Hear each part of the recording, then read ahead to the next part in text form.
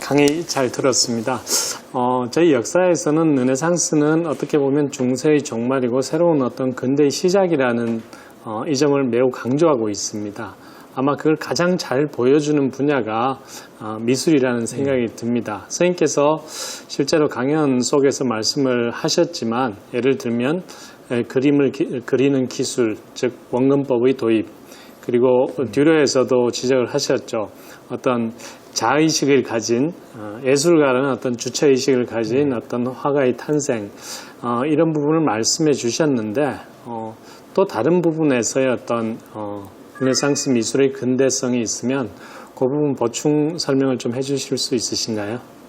예, 사실은 우리가 그림은 그림이고 역사는 역사다 이렇게 얘기하는 사람은 사실 원근법이 근대의식하고 무엇이 다르냐, 근대하고 아무런 관계가 없다는 해석도 있습니다. 이제 원근법이라는 것은 근대적 정신과는 달리 정말 그림을 정확하게 그리고 싶었던 화가들의 노력의 결과지, 그것이 서양의 근본 정신하고 무슨 관계냐 이렇게 냉소적으로 보는 그 역사학자들도 있습니다. 그런데 우리가 결국 과거를 이해하려면 과거에 어떤 물질적인 증거가 있어야 될 텐데, 우리가 분명히 1500년, 1400년을 중심으로 해서 유럽 문화가 현대까지 굉장히 강력하게 전 세계의 주류 문화로 성장하는 부분이 있습니다. 그럼 그런 어떤 강력한 문화로 서양 문화가 성장하는 데 있어서 어떤 증거물이 있어야 되는데, 이 증거물로 결국은 미술이 사용될 수밖에 없죠.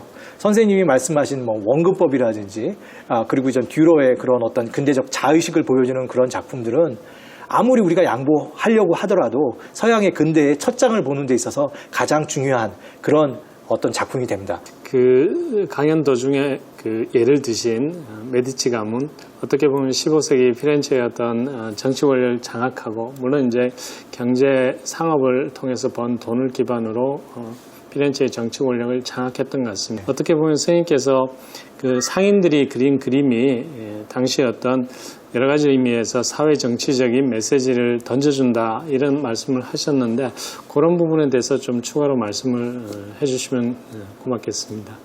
사실 메디치 가문이 지금도 우리에게 계속 언급되는 이유는 돈과 문화가 결합될 때 어떠한 세계가 열릴 수 있는지를 갖다가 선제적으로 보여준 어떻게 보면 선각적인 모습을 우리가 메디치 가문의 어떻게 미술 후원 패턴을 통해서 읽어낼 수가 있는 것이죠. 이 집안이 사실 메디치 가문은 이름 속에서 그 출신 배경을 알 수가 있습니다. 네, 메디치고요. 영어로 읽으면 메디신하고 가깝습니다.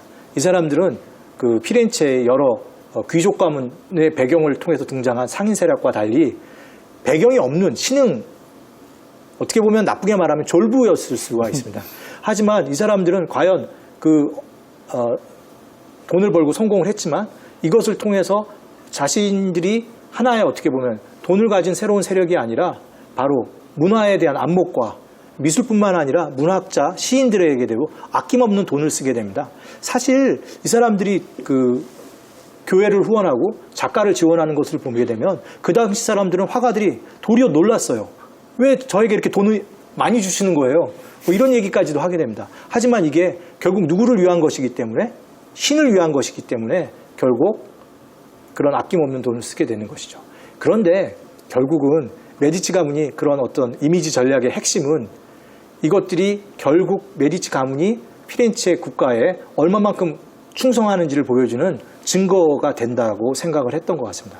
우리 기독교의 어떤 교리에 따르면 예수 그리스도는 가난을 실천하고 없는 사람들 도운 그런 어떤 이미지로 이렇게 우리가 알고 있는데, 아까 보여주신 르네상스 그림들은 굉장히 그 소비 문화를 찬양하고 가장 비싼 염료를 예수 그리스도와 성자에게 쓰고 근대적인 세속성이 강하게 나타나고, 또 한편으로는 주제는 여전히 신과 종교에 기이하려는, 어떻게 보면 모순되는 두 가지가 르네상스 시대 그림에 공존하고 있는데, 그 부분에 대한 선생님 나름의 견해가 있으신지 듣고 싶습니다. 예, 우리 이탈리아 르네상스 시기를 살펴보면 우리가 새롭게 주목하고 있는 중요한 사료가 있습니다. 참 놀랍죠. 이탈리아 사람들은 그때도 그림을 주문할 때 그 주문서를 제대로 남겼고요.